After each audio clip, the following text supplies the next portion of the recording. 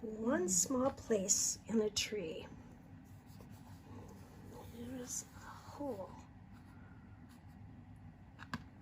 We've seen so many holes in the trees, especially around the trap.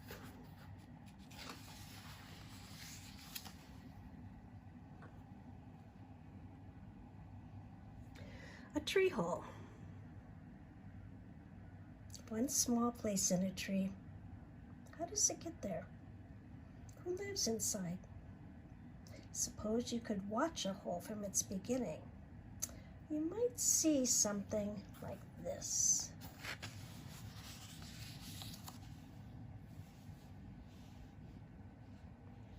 Here's one oak tree in a forest. It looks like the others, except the black bear uses this one as a scratching post.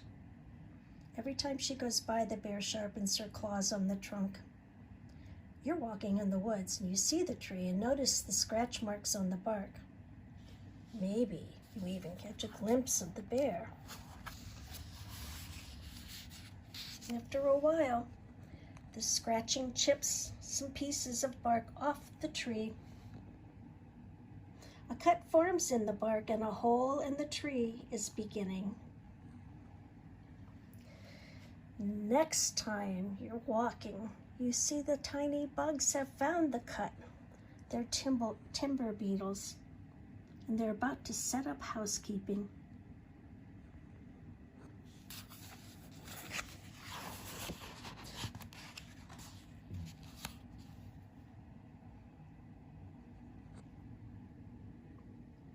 The timber beetles get under the bark and bore into the tree.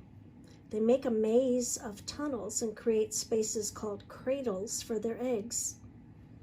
They plant fungi for the colony to feed on. Imagine you can look inside, you would see something like this. There's the fungi all around the edges, the eggs.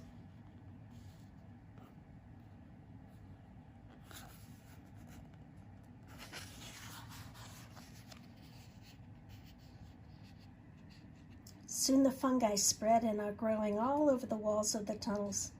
The beetle eggs have hatched into grubs. The grubs are feeding on the fungi. The fungi are feeding on the soft wood inside the tree.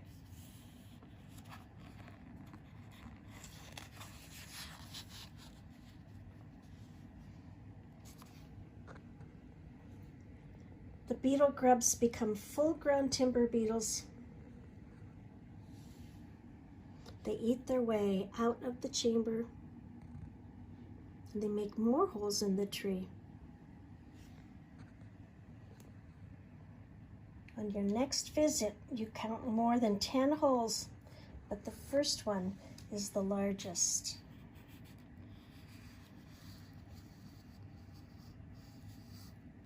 First one is the largest.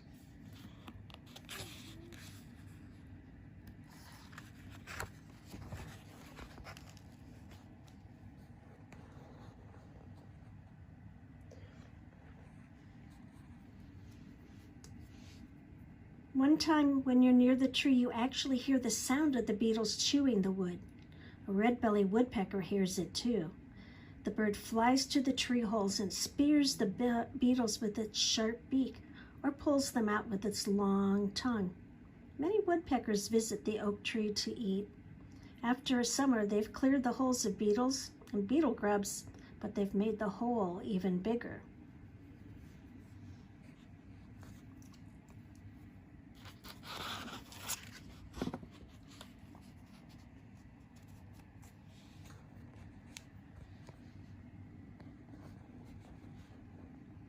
Now the disease strikes. Bacteria comes in through the hole in the tree.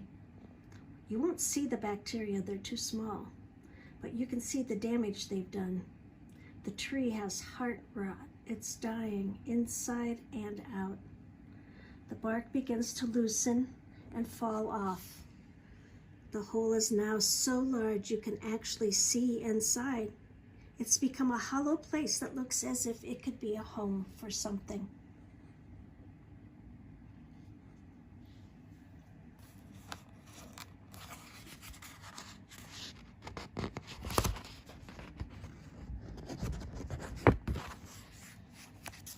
The first animals to use it is flying squirrel. You find the squirrel holed up in there one winter day. You notice that it stored some nuts under the loose bark around the hole.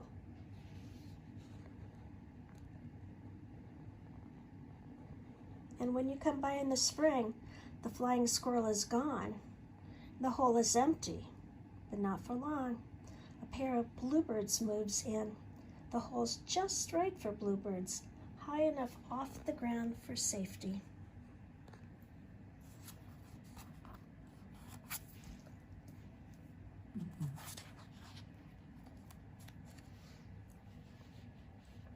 The bluebirds line the hole with weeds and grass, and soon there are 6 bluish eggs in the nest hole.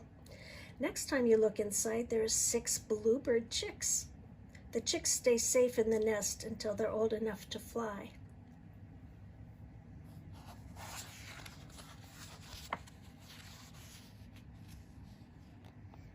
By this time, the oak tree is no longer sending out leaves.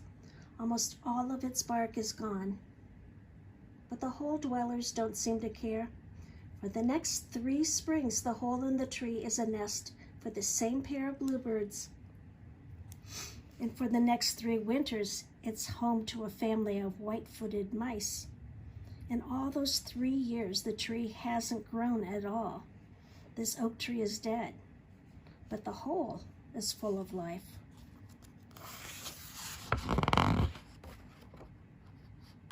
A hairy woodpecker sometimes comes to roost here.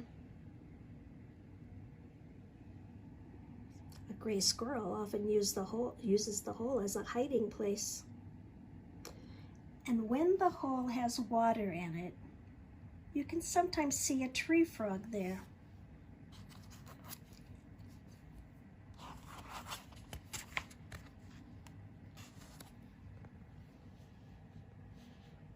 One day, lightning or high wind or heavy rain or snow will bring the dead tree down. Many years later, all that may be left will be a long log with a hole in it.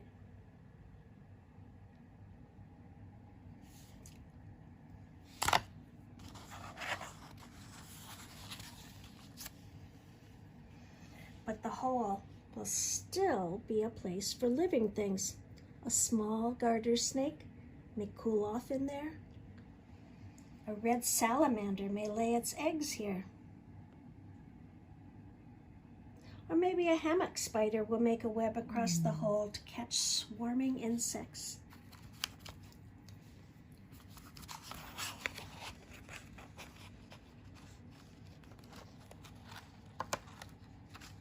Living trees are important, but so are dead and dying trees.